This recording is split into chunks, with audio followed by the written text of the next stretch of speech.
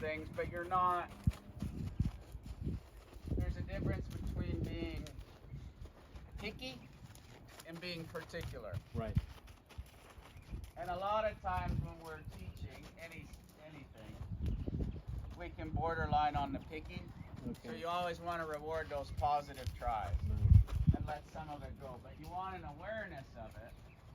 So again, I've kind of drawn my circle. I'd like to keep her front feet on that circle and take the hind feet to the outside. Mm-hmm. That's pretty good. Now I pulled just a little too much, and so now we're off the circle, but my leg is going to come in here when I ride and kick her, and I want her to step off of that pressure. Mm. And when she does, she should increase the distance.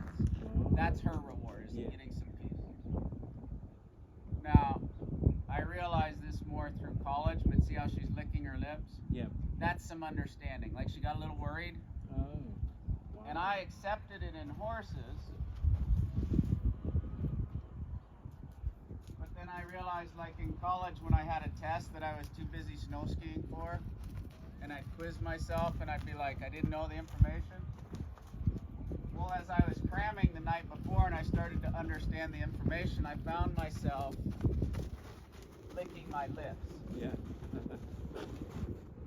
And so I realized humans do it too, and what happens is when we get bothered or tense, we start to clench our teeth. So it's ideally you'd like them to not lick their lips and stay loose, but whenever pressure comes on and they get challenged a little bit. Interesting. Wow. So I know I'm going to have to get on her. So I don't want her to be afraid of things like this little rope flying up over her back. If she's afraid of that, I probably don't want to sling my body. Yeah, exactly. Eventually I want a rope on her one day, so while she's young, I'm just getting her used to seeing stuff like this. Wow. She gets a little worried and I take that hind a little bit, but I want her to keep walking. So when I take the hind, it takes her power out of her running away. And I can, as her foot leaves the ground, I can direct it somewhat. I can change her balance a little bit. Wow. One day, that front end's going to be like a spin. I'll use it for other movements as we go on. Wow. And typically, like as I was talking here, I wouldn't try to balance a young one quite as long as when I'm talking to you. Mm-hmm. But I do want her to yield there to the pressure. And that's Wow. plenty of control. So many details. Wow.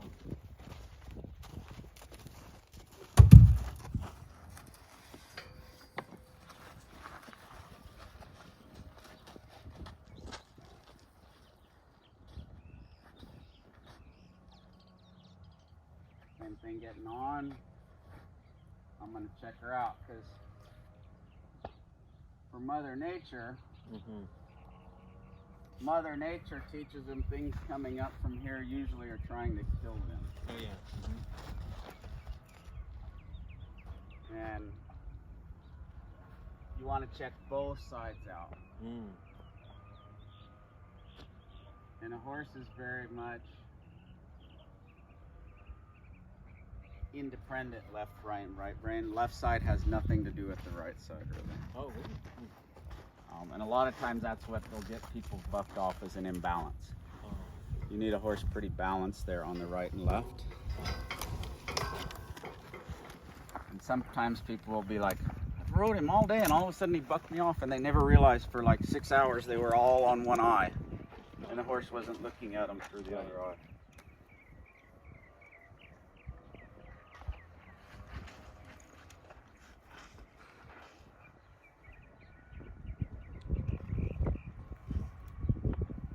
Check her out with the blanket, because if that wound up being bad, I could just set my saddle down since it's about 45 pounds. Wow. You'd like that saddle to go on smooth. You don't want it. Oh yeah. She got wallered there. I don't want it to slap on her and hit her on the other side. I want it to slide like I'd slide my hat on my head. Right.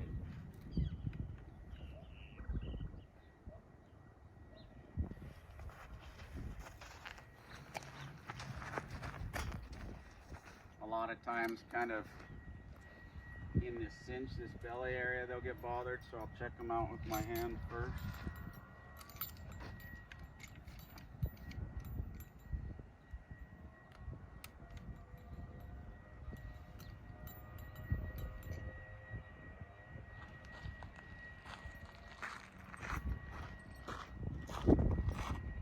Typically, I have all my stuff organized before.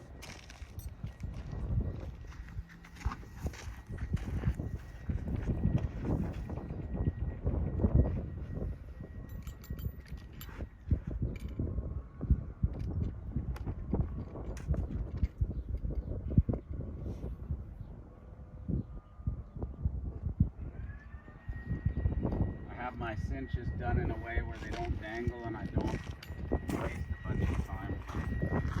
In case she got scared of my dog running after a rabbit or...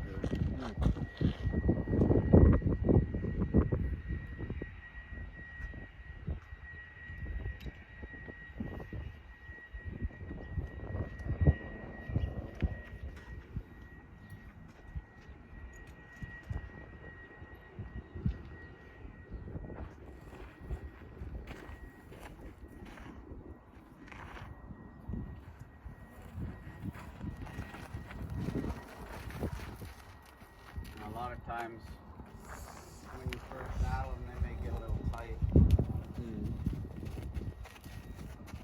So if I can help her a little on this lead rope before I turn her on her own, I will. If she gets a little older, I'll just turn her loose just to see how she's going to be. See our back that back of that saddle kind of came out above. There's a little air pocket in there. That kind of tells me that she could maybe want to buck a little bit. Yeah. See the ears kind of get a little troublesome.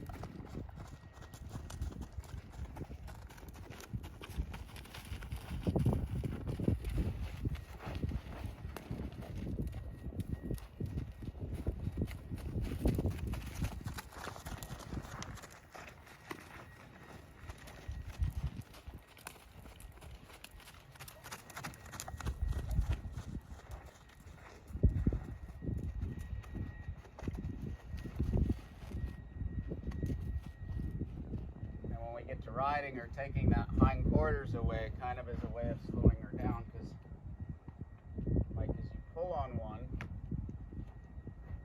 typically they'll want to go faster. Okay.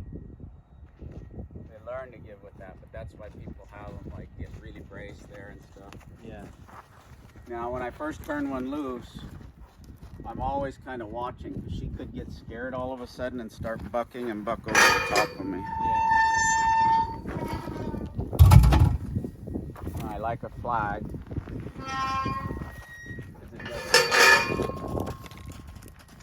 But it's something she might be a little afraid of. So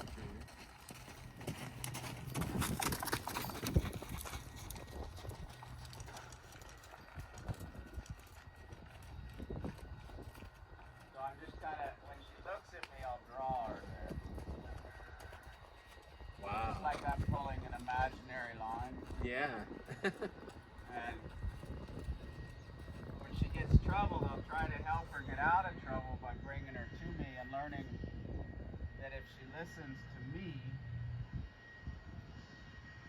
that I can help her through the trouble. And so I expose them to different troubles without trying to scare them, but just kind of towards the edge of trouble. Just out, down. And as I bring up my energy, I'd like for her to bring up her energy. Oh my goodness. More. And I'll kind of... Oh my goodness, wow. To exaggerate so you can see it. How? When I don't have any energy, there's no direction for her to go. That's crazy. How? Now, like here, if I had a lead rope and I pulled, see, I broke my lead rope. But I try to draw her eye a little bit, Wow. so that as she came to me, I'd increase the distance, like we're coming together. But if I just, if she got stuck, I wouldn't keep going. I'd kind of step off to one side there and get that hind quarter a little.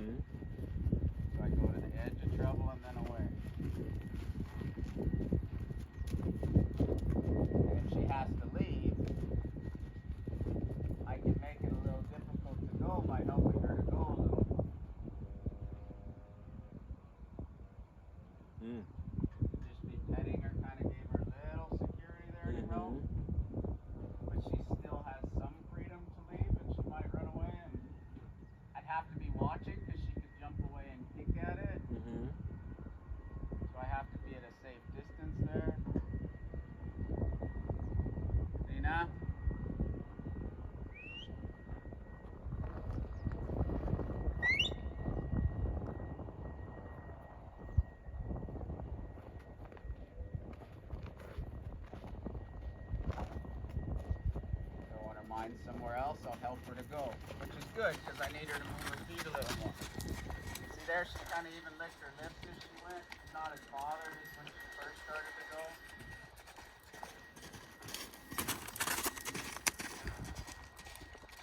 I want her to keep going. But if I said, hey, keep going, keep going, keep going, pretty soon she's going to refuse. So I just want to get a little try in there when I ask her. Wow. So that we're always building. Yes. But when she's not doing something right, I keep asking, and I take pressure away. The incentive. But if I keep doing that, pretty soon she's like, maybe that's not right. Let me try something else. So I need to break that pattern up a little bit and go to another task.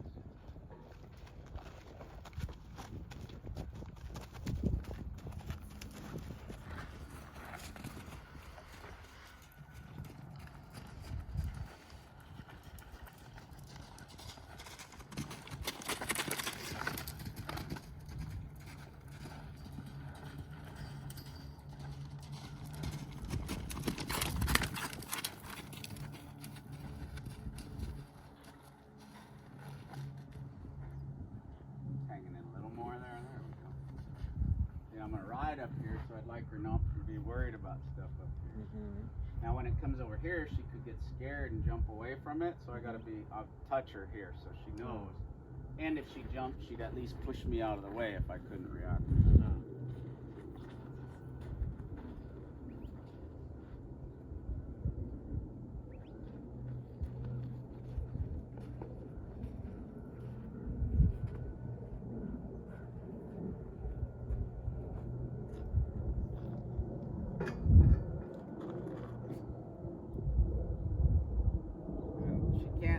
She can see me now.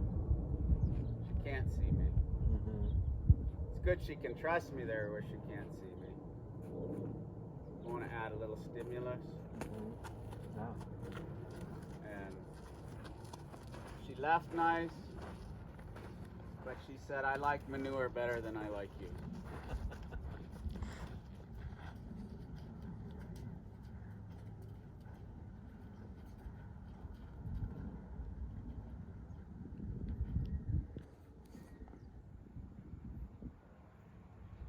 Left me kind of whoever was whistling, so I'll leave her.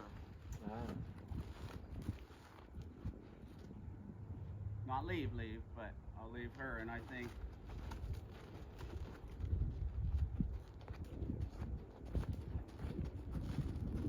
again I kind of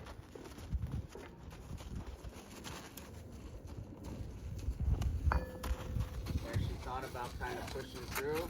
I gave her enough she could, but I wanted to add enough pressure where I'd rather her not. See, and if you think of all these, God won't punish you, but there might be a little pressure there until you learn that, until you kind of, and she still could have run through there until she chooses that either path to guidance, but I left her just enough rope she could get in trouble a little bit. Same thing with the distractions. I don't think like God leaves us. It's still there, but it's like I'm not going to fight for your time. Go ahead, go do whatever you want to do. You can look over there and be distracted by a shiny whistling thing, or you can choose not to stay here. Right. But when you choose to go, pressure starts, and then she thinks about staying. So then the pressure gets easier. Wow, that's super powerful. And you'd like if I would work one of my older horses, she's already starting to get a little, like when I send her out, it's getting hard to see what I do when I go to speed her up. Yet I've got to send her somewhere and hope that she kind of keeps that connection, even though I'm going to send her into a little more trouble. And I bring up the energy, and if she doesn't go, I'll help her so she learns. And if she doesn't go, I'll help her. And then I got to give her some distance to relieve that pressure through the pressure that I created. So she learns that as she goes, it's the the right thing, and then we don't go for too long before we touch base again. Wow. Wow.